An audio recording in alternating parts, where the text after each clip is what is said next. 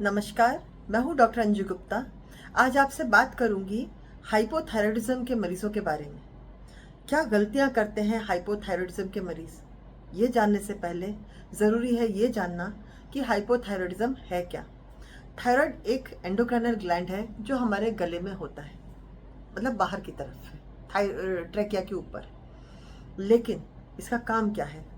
T3 T4 ये hormones बनाना इसका काम है। T3 T4 हमारा मेटाबॉलिज्म रेगुलेट करते हैं, यानी कि हमें हर सेल के काम करने के लिए जो मेटाबॉलिज्म चाहिए, शक्ति चाहिए, वो रेगुलेट करना इसका काम है। यानी मेटाबॉलिज्म अगर स्लो हुआ तो हर कोशिका अपनी क्षमता से कम काम करेगी, मेटाबॉलिक रेट ज़्यादा हुआ तो ज़्यादा काम करेगी। अब थायराइड ग्लैंड को भी कौन रेगुलेट करता है कि T3 T4 ये कितना दे? हमारे पास एक मास्टर एंडोक्राइनल ग्लैंड है, वो है पिट्यूटरी।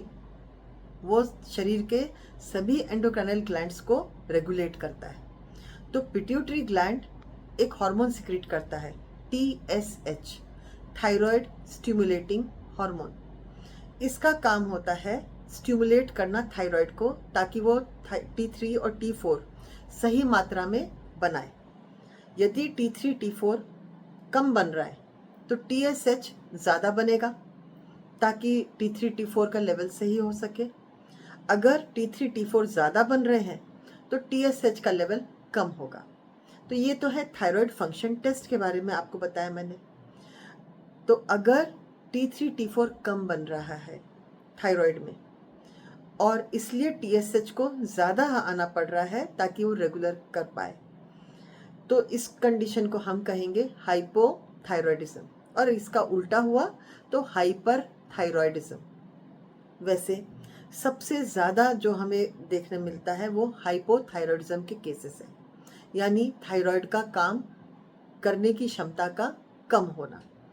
अब ऐसे में पेशेंट को ठंड ज़्यादा लगती है, कॉन्स्टिपेशन होता है यानी पेट साफ नहीं होता, मीनोरेजिया अगर महिलाएं हैं तो उनका मासिक धर्म में रक्तस्राव ज़्यादा होता है, डिप्रेशन होना, स्किन थोड़ी सी थिक हो जाना, और बाद में पैर में टिबिया एक बोन होती है मीडियली, मतलब अंदर की तरफ, उसके ऊपर एडिमा यानी सूजन आना, और ऐसे ही कई चीज़ें होती हैं।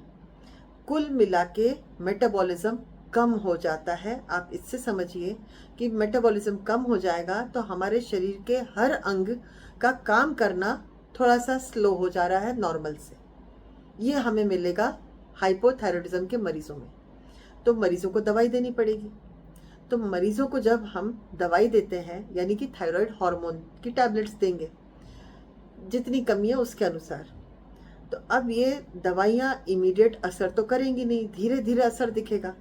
कोई बुखार जैसी चीज़ भी नहीं जो टेम्परेचर से नापी जा सके। तो पेशेंट कई बार इसका डोज अपने आप से कम कर लेते हैं, कई बार डोज मिस कर देते हैं, कई बार टाइमिंग अलग अलग करते हैं। ये गलत है।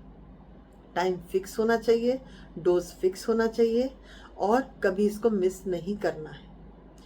अब थायराइड के प्रॉब्लम तो ठीक है, पर उम्र बढ़ने के साथ साथ में कैल्शियम की ज़रूरत भी पड़ती है महिलाओं को। खून कम हो तो आयरन की कम ज़रूरत भी पड़ती है।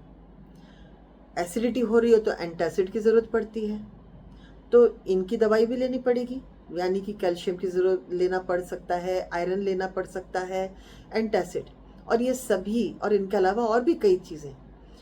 ये थायराइड हार्मोन जो हमने खिलाया है, थायरोक्सिन टैबलेट जो दिए, उसके एब्जॉर्प्शन में, यानी उसको जो शरीर सोखेगा उसमें कमी ला देता है। तो हमें फिर क्या करना चाहिए? ज़रूरी तो हमें इन दोनों चीज़ों की है। समय को बदल दीजिए।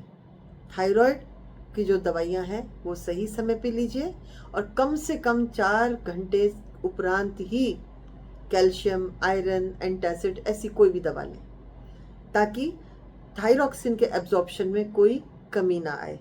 तो जो डोज आप ले रहे हैं वही आपके शरीर को मिले। तो इस तरह से आप इसको रोकथाम कर सकते हैं। एक और गलती करते हैं, कुछ सब्जियां होती हैं जैसे कि पत्ता गोभी, ब्रोकोली, ये अगर कच्ची खाएंगे तो इसके कारण भी थायराइड हार्मोन कम हो सकता है।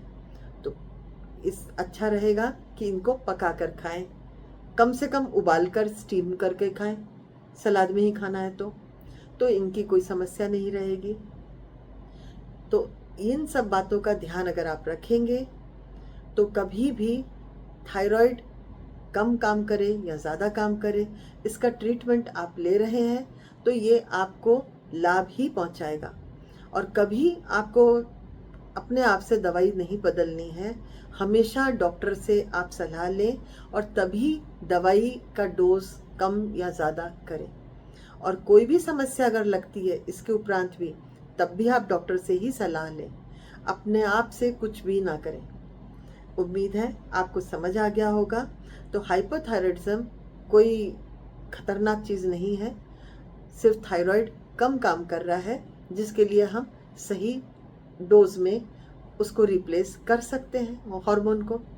तो बस आप चिंता मत करिए, दवाई समय पे लीजिए, डॉक्टर से सलाह समय पे लीजिए, सही दवाइयाँ लेंगे, सही सलाह को मानेंगे सही तरह से, तो आप स्वस्थ रहेंगे। धन्यवाद।